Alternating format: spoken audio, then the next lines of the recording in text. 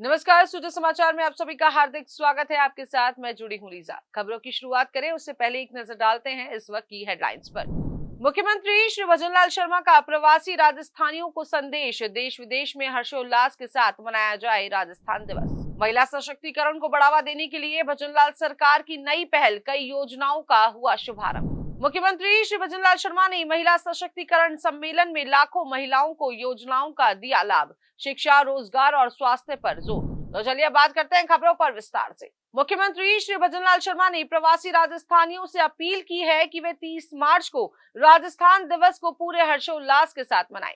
मुख्यमंत्री निवास पर राजस्थानी उद्यमियों संग संवाद करते हुए मुख्यमंत्री श्री भजनलाल शर्मा ने एक ऐतिहासिक घोषणा की। उन्होंने बताया कि इस वर्ष राजस्थान दिवस अंग्रेजी कैलेंडर के बजाय भारतीय पंचांग के अनुसार नव संवत्सर चैत्र शुक्ल प्रतिपदा को मनाया जाएगा और यह निर्णय राजस्थान की समृद्ध सांस्कृतिक विरासत को संजोने और भारतीय परंपराओं को बढ़ावा देने के उद्देश्य से लिया गया है। राजस्थान के गौरवशाली इतिहास और संस्कृति को सशक्त करने वाली इस पहल की सराहना करते हुए मुख्यमंत्री श्री भजनलाल शर्मा ने कहा कि इसे और भव्य रूप देने के लिए 25 से 30 मार्च तक पूरे सप्ताह विशेष कार्यक्रमों का आयोजन किया जाएगा और इस दौरान प्रदेश भर में सांस्कृतिक और धार्मिक आयोजनों की श्रृंखला चलेगी। खास तौर पर देवस्थान विभाग के अधीन सभी मंदिरों में विशेष आरती होगी, जिससे पूरे राज्य में आध्यात्मिक और धार्मिक वातावरण का संचार होगा।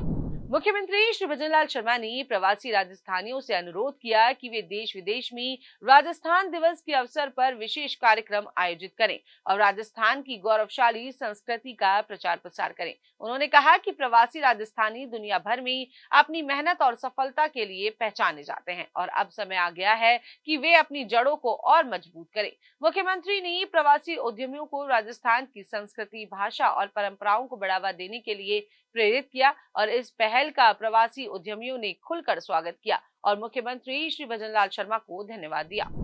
भजनलाल सरकार महिलाओं के विकास और सशक्तिकरण के लिए लगातार कार्य कर रही है। राजस्थान दिवस समारोह की शुरुआत जयपुर में महिला सम्मेलन से हुई, जिसमें जिला प्रमुख ने बतौर मुख्य अतिथि शिरकत की। इस अवसर पर उन्होंने महिलाओं के लिए चलाई जा रही विभिन्न योजनाओं की सराहना की और कहा कि लाडो प्रोत्साहन योजना, कालीबाई भील मेधावी छात्र स्कूटी वितरण योजना, गार्गी पुरस्कार और मुख्यमंत्री हमारी बेटियां योजना जैसी योजनाएं प्रदेश की महिलाओं को आत्मनिर्भर बनाने में महत्वपूर्ण भूमिका निभा रही है। भजनलाल सरकार महिलाओं की आर्थिक और सामाजिक स्थिति को मजबूत करने के लिए निरंतर प्रयास कर रही है। इसी दिशा में इस कार्यक्रम के दौरान सरकार ने करीब 7 करोड़ रुपए की राशि डीबीटी डायरेक्ट बेनिफिट ट्रांसफर के माध्यम से लाभार्थियों के खातों में सीधे हस्तांतरित की, जिससे हजारों महिलाओं को सीधा लाभ मिला।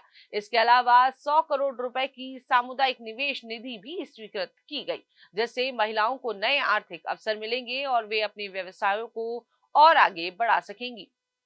महिलाओं के लिए सरकार की विशेष योजनाओं के तहत 5,000 महिलाओं को इंडक्शन कुकटॉप और 5,000 छात्राओं को स्कूटी वितरित की गई। यह योजनाएं महिलाओं की रोजमर्रा की जिंदगी को आसान बनाने के साथ साथ उन्हें आत्मनिर्भर बनाने की दिशा में एक बड़ा कदम है। इन योजनाओं से न केवल महिलाओं की शिक्षा और रोजगार को बढ़ावा मिलेगा, बल्कि उनके जीवन स्तर में भी सुधार होगा। इस अवसर पर मुख्यमंत्री श्री भजनलाल शर्मा ने कहा कि उनकी सरकार महिलाओं के आर्थिक और सामाजिक विकास के लिए पूरी तरह से समर्पित है। उन्होंने जोर देकर कहा कि राजस्थान की महिलाएं प्रदेश के विकास की रीढ़ हैं और उन्हें सशक्त बनाना सरकार की सर्वोच्च प्राथमिकता है। मुख्यमंत्री श्री भजनलाल शर्मा ने कहा, हमारी सरकार यह सुनिश्चित कर रही है कि हर महिला को शिक्षा, रोजगार और स्वास्थ्य सुविधाओं तक समान रूप से पहुंच मिले। हम आगे भी ऐसी योजनाएं लाते रहेंगे जो महिलाओं के भविष्य को और उज्जवल बनाएंगी। महिला सम्मेलन में उपस्थित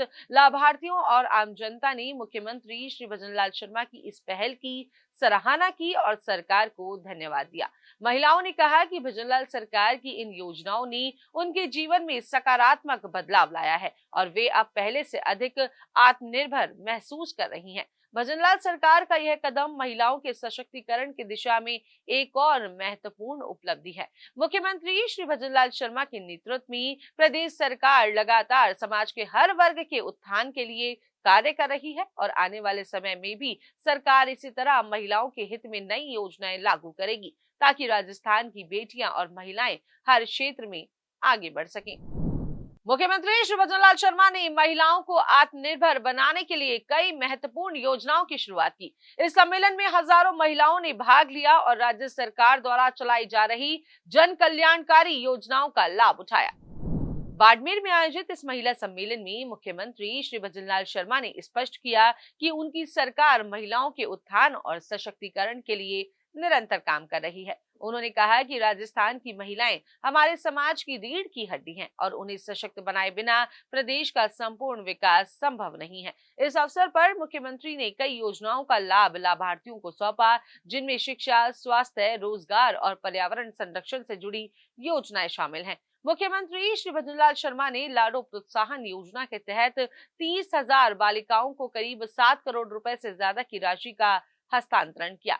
इस योजना का मुख्य उद्देश्य बालिकाओं की शिक्षा को प्रोत्साहित करना और उन्हें आत्मनिर्भर बनने के लिए प्रेरित करना है। इस राशि से कई परिवारों को आर्थिक मदद मिलेगी और बालिकाओं की शिक्षा को बढ़ावा मिलेगा।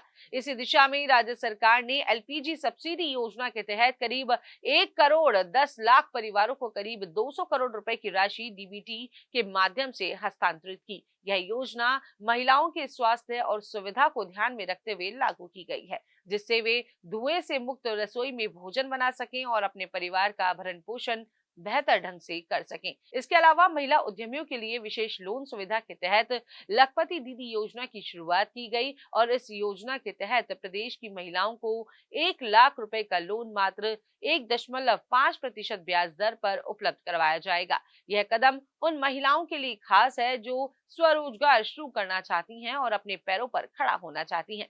मुख्यमंत्री श्री भजनलाल शर्मा ने कहा है कि उनकी सरकार चाहती है कि राजस्थान की हर महिला आर्थिक रूप से स्वतंत्र बने और खुद का व्यवसाय शुरू कर सके। शिक्षा के क्षेत्र में सरकार ने देवनारायण छात्रा स्कूटी एवं प्रोत्साहन राशि योजना के तहत 5,000 छात्राओं को स्कूटी वितरित की। इससे छात्राओं को उच्च शिक्षा प्राप्त करने में मदद मिलेगी और वे बिना किसी बाधा के अपने सपनों को पूरा कर सकेंगी। सरकार का यह कदम बालिकाओं की शिक्षा को बढ़ावा देने के लिए एक महत्वपूर्ण प्रयास है।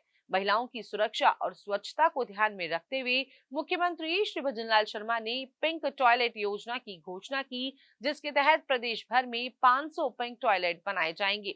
यह टॉयलेट खास तौर पर महिलाओं के लिए होंगे, जिससे वे सार्वजनिक स्थलों पर स्वच्छता और सुरक्षा का लाभ उठा सकें। इसके साथ ही पर्यावरण संरक्षण को बढ़ावा देने के लिए बर्तन बैंक योजना की शुरुआत की गई। इस योजना के तहत 1000 ग्राम पंचायतों में बर्तन बैंक की स्थापना की जाएगी, जिससे प्लास्टिक और डिस्पोजल बर्तनों का उपयोग कम होगा और पर्यावरण को बचाने में मदद मिलेगी। मुख्यमंत्री श्री भजनलाल शर्मा ने कहा कि यह योजना न केवल पर्यावरण के लिए फायदेमंद होगी, बल्कि गरीब और जरूरतमंद लोगों के लिए भी सहायक सिद्ध होगी। मुख्यमंत्री श्री भजनलाल शर्मा ने अपने संबोधन में कहा कि उनकी सरकार महिलाओं के कल्याण और सशक्तिकरण के लिए पूरी तरह से समर्पित है। उन्होंने विश्वास दिलाया कि आने वाले समय में राज्य सरकार और भी नई योजनाएं लाएगी, ताकि महिलाओं को हर क्षेत्र में मजबूती मिले और वे आत्मनिर्भर बन सकें। इस सम्मेलन में महिलाओं ने सरकार की इन योजनाओं का स्वागत किया और मुख्यमंत्री श्री भजनलाल शर्मा को धन्यवाद दिया।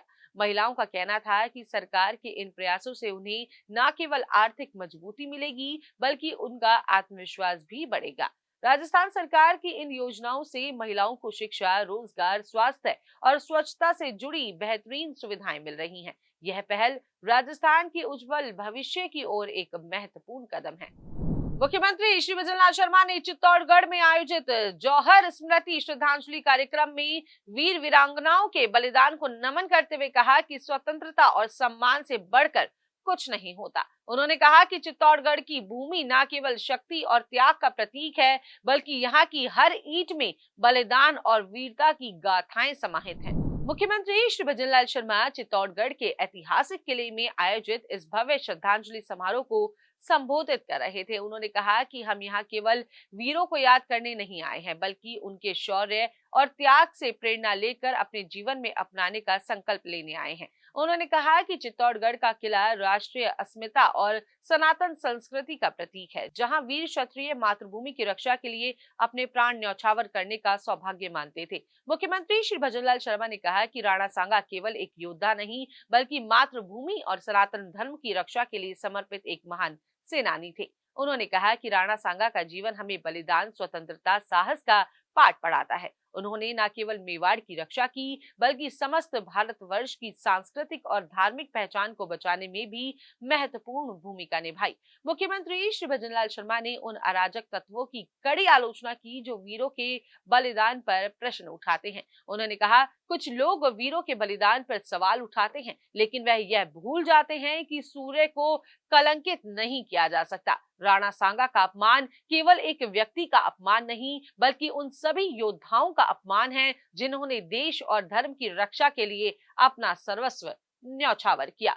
मुख्यमंत्री श्री भजनलाल शर्मा ने कहा कि उनकी सरकार राजस्थान की ऐतिहासिक विरासत को संरक्षित करने और पर्यटन को बढ़ावा देने के लिए निरंतर कार्य कर रही है। उन्होंने बताया कि चित्तौड़गढ़ संग्रहालय के उन्नयन के साथ साथ महाराणा प्रताप टूरिस्ट सर्किट को भी विकसित किया जा रहा है। इसके अलावा सीता माता अभयारण्य, ऋषभदेव, गौतमेश्वर मंदिर और मातृकुंडिया सहित विभिन्न पर्यटक स्थलों को जोड़कर 100 करोड़ रुपए की लागत से ट्राइबल टूरिस्ट सर्किट विकसित किया जा रहा है। उन्होंने यह भी घोषणा की कि चित्तौड़गढ़ में लाइट एंड साउंड शो का उन्नयन, छतरंग मोरी चित्तौड़गढ़ में रोपवे सुविधा और चित्तौड़गढ़ व भीलवाड़ा के बांधों को भरने के लिए 7,100 करोड़ रुपए की लागत से विभिन्न योजनाएं लागू की जा रही हैं। इस अवसर पर मुख्यमंत्री ने जौहर साका स्मारिका का विमोचन किया और कार्यक्रम में मौजूद प्रतिभाओं को स्मृति चिन्ह देकर सम्मानित किया। इससे पहले उन्होंने चित्तौड़गढ़ किले में स्थित कालिका माता मंदिर में दर्शन भी किए। मुख्यमंत्री श्री भजनलाल शर्मा ने प्रदेश में चिकित्सा सेवाओं को और अधिक सुदृढ़ करने के लिए गर्मी से पहले सभी चिकित्सा संस्थानों को तैयार रहने के निर्देश दिए हैं। उन्होंने चिकित्सा मंत्री की अध्यक्षता में हुई समीक्षा बैठक की सराहना करते हुए कहा कि जन स्वास्थ्य को लेकर राज्य सरकार पूरी तरह प्रतिबद्ध है। स्वास्थ्य भवन में आयोजित उच्च स्तरीय बैठक में चिकित्सा मंत्री ने विभागीय योजनाओं और गतिविधियों की गहन समीक्षा की। उन्होंने अधिकारियों को निर्देश दिए कि गर्मी के दौरान मरीजों को किसी प्रकार की असुविधा न हो, इसके लिए अस्पतालों में आवश्यक दवाओं, चिकित्सा उपकरणों और उपचार की समुचित व्यवस्था सुनिश्चित की जाए। मुख्यमंत्री श्री भजनलाल शर्मा ने कहा कि हर नागरिक को गुणवत्तापूर्ण और सुलभ स्वास्थ्य सेवाएं मिले, यह सरकार की सर्वोच्च प्राथमिकता है। गर्मी में मौसमी बीमारियों की संभावना बढ़ जाती है, इसलिए सभी अस्पतालों में वाटर कूलर, एसी, पंखे और अन्य सुविधाओं की उपलब्धता समय रहते सुनिश्चित की जाए। चिकित्सा मंत्री ने अधिकारियों को निर्देश दिए कि सभी जिलों में गर्मी को देखते हुए अस्पतालों में समुचित प्रबंध किए जाएं ताकि मरीजों को किसी भी तरह की परेशानी ना हो। चिकित्सा मंत्री ने कहा कि सड़क दुर्घटना में समय पर इलाज मिलने से कई जानें बचाई जा सकती हैं। उन्होंने अधिकारियों को निर्देश दिया कि राज्य के उन इलाकों को चिन्हित किया जाए जहां सड़क दुर्घटनाएं अधिक होती हैं और वहां प्राथमिकता से एम्बुलेंस उपलब्ध करवाई जाए। मुख्यमंत्री श्री भजनलाल शर्मा की दूरदर्शी नीतियों के तहत चिकित्सा मंत्री ने मां योजना के दायरे को और अधिक विस्तारित करने पर जोर दिया। उन्होंने कहा कि यह योजना गरीब और जरूरतमंद वर्गों के लिए जीवनदायिनी साबित हो रही है और इसका लाभ अधिक से अधिक लोगों तक पहुंचाना सरकार की प्राथमिकता है। उन्होंने इंटर स्टेट पोर्टेबिलिटी जल्द लागू करने और नए पैकेज शामिल करने के निर्देश भी दिए हैं।